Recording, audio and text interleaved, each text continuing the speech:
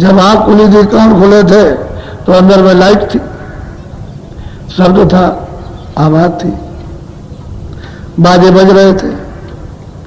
तो डोरी को पकड़ के चल गए और उतर आए, और सब स्थानों पर होकर के गए, सब लोगों में। कोई लोग फिर बाकी बच्चे नहीं है, सबके लिए, क्योंकि सबको अधिकार था, कोई रोक टोक तो थी नहीं, सब चले जा रहे थे। लौटे आए, चले गए, लौटे। उस समय पर आयु 1 लाख बरस की थी। वो ये सतयुग नहीं, वो सतयुग, वैज्ञानिक सतयुग, परा विद्या का। सत्य ही सत्य था, न कोई पुण्य था, न कोई सत्य था, न कोई असत था, न कोई पाप था, कुछ नहीं, कोई चीज नहीं थी। और न ये 4 खाने थे, न पशु थे, न पंछी थे, न कोई कीड़ा था, कोई भी योनि नहीं थी, क्योंकि योनि तो बहुत समय बाद ये मनुष्य शरीर में आपको बैठाया था। तो ये सब जाते आते थे। तो ईश्वर का भी दर्शन, स्वर्ग में जाना, वैकुंठ में जाना, ऊपर के लोकों में। ईश्वर का दर्शन पर और जाना तो ब्रह्म का दर्शन, ऊपर के पार ब्रह्म लोकों में जाना तो वहां फिर पार ब्रह्म का दर्शन। फिर उसका तो सुरते रोज आती थी, जाती थी, कोई रोक टोक बंधन किसी का वहां किसी तरह की नहीं थी, किसी लोक में भी। और वहां कोई अंधेरा, अंधेरा तो गर्भ से ही नहीं था। जब माँ के पेट में जब थे और शरीर जब तैयार हो रहा था, तो आंख खुली, कान खुले थे, सब सुन रहे थे, सब देख रहे थे। माँ के पेट में ही पूरा ज्ञान था, यानी अज्ञानी नहीं थे। और जैसे आप बाहर आए वैसे ही सतयुग। तो तुम रामायण क्या पढ़ते हो? क्या रामायण की चौपाई समझोगे और क्या पढ़ोगे? उसमें लिखता है सतयुग जोगी सब। अरे ये तो बहुत समय का है, वो समझ महाराज तो अभी 1589 में हुए। वो तो आपके उसमें कह रहे हैं कि सब थे, कोई भी स्त्री पुरुष बच्चा जो भी 9 महीने के बाद आया, सब क्या नहीं, सब परम पद के अधिकारी एक तरफ से, किसी के लिए कोई बात नहीं। तो 1-1 लाख बरस की आयु जब पूरी हुई, तो ये सब सोचते वापस जहां से आए थे, जिस देश से, जिस सागर से आए थे, सब वापस हो गए। और इस तरह की कितनी खेपें यहां से सुरतों की वापस चली है। अब ये जो लाया वो तो तपस्या की उसने, तब करके ले आया। तो तपस्या की तो मालिक इनकी तपस्या से खुश हो गए, प्रसन्न हो गए। तो उन्होंने मांगा। तो रचना बगैर जीवात्माओं के, सुरतों के, बगैर रूप बगैर सुर के नहीं हो सकती, क्योंकि वो चेतन ये सब चीजें जड़ है।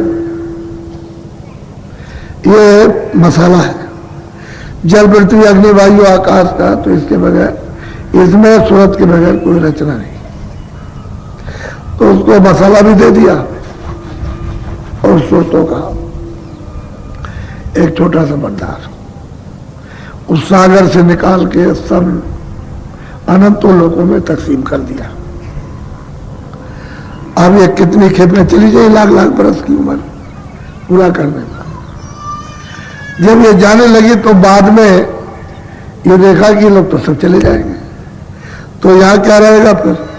और हमने इतने दिनों तक, युगों तक तपस्या की, इतने युगों तक तब किया है कि किताबों में लेखा जोखा गिनती का नहीं है। तब वो मालिक खुश हुआ, प्रसन्न हुआ। तो मतलब ये उनका तो ये तो चले गए और ये सब चले जाएंगे ऐसे ही, तो अब इनके लिए क्या किया जाए? तो फिर उन्होंने शक्तियां भेजी और उनसे तपस्या कराई। ऐसा नहीं उनसे भी तप कराया, ऐसे ही नहीं भेजा, तप कराया। और उन्होंने समाधि लगाई। तो समाधि में देववाणी सुनी। तो उन्होंने कहा भाई जो हम बोले वो तुम लिख दो। तो जो जो बोलते गए वो लिखते चले गए। पूरा का पूरा उन्होंने विधान बना दिया।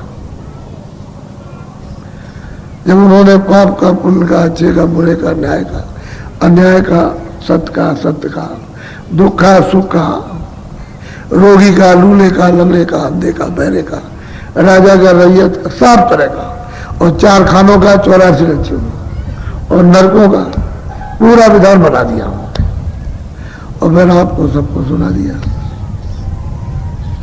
कि हम सबको मृतलोक में अधिकार देते हैं, हम अपने हाथ में कुछ नहीं रखेंगे। तो इन सब सुरतों को, सब जीवों को, सब रूहों को उन्होंने पूरा अधिकार दे दिया कि तुम चाहे जितना अच्छा करो, चाहे जितना बुरा करो, हमारी तरफ से कोई रोक टोक नहीं है। और जो भी करो वो अपना अपना भोगो, मैंने उसके लिए कारागार बनाए, 4 खानों के 84 लक्षणों के, इसमें से निकालेंगे शरीर से, मनुष्य शरीर से उसमें बंद करेंगे, पशु पंछी और कीड़े मकोड़े शरीर में, वहां तुमको सजा देंगे। इसलिए मेरे नियम का उल्लंघन मत करना, इसका पालन करना, तो आपको अधिकार पूरा मिल गया। बस यही से बंधन होगा, पहले कोई बंधन नहीं। किसी तो अब आप जब इसको करें तो अब बात यह है कि पुण्य भी करोगे तब भी तो बोझा जमा होगा, वो तो वजन जमा होगा जब पुण्य करो। पहले तो पुण्य नहीं था, न कोई पाप था न कोई पुण्य था, तो अब वो पुण्य करने लगोगे तो अभी जमा होगा। और इसी बीच में तो पुण्य तो होता ही था, तो जमा होते होते कभी बहुत समय के बाद, युगों के युग चले गए, उसके बाद तब कभी आपने एक आध पाप किया, झूठ बोले, धोखा दिया है, तो ये भी गंदगी जमा। अब पुण्य की गंदगी और ये भी गंदगी। अब यही से ये आपका मठ मेला स्थान होगा, तो ये आपका हृदय है, ये सामने, इधर इधर नहीं है, यहाँ भी नहीं है और गले में भी नहीं और नाभि में भी नहीं है और इंद्रिय द्वार में, गुरुद्वार में कहीं भी हृदय नहीं, और ये सूरत का स्थान भी नहीं है। ये दोनों आंखों के मध्य में बैठी है अभी दरवाजे पर, दरवाजे तो उसका हृदय ही है और बहुत विशाल आकाश, ये उसके सामने कुछ नहीं है इतना। और जब ये जगी थी, जब इसकी आंख खुली थी, कान खुले थे, तो ऐसे लाखों सूरज ये निकल के खड़े हो जाए तो उसकी रोशनी में जैसे रात को तारे निकलते हैं और सूरज निकला तो आपको दिखाई नहीं देता, ऐसे ही इसकी रोशनी में इतने सूरज छुप जाए, इतना इस सूरज में, इस जीवात्मा में, सोल में, स्वरूप में प्रकाश है, रोशनी है इतना। लेकिन अब यह है कि जब आपने ये सब कर्म किए तो वही मतलब यह कि जमा होते होते पूरा का पूरा आकाश मटमैला हो गया।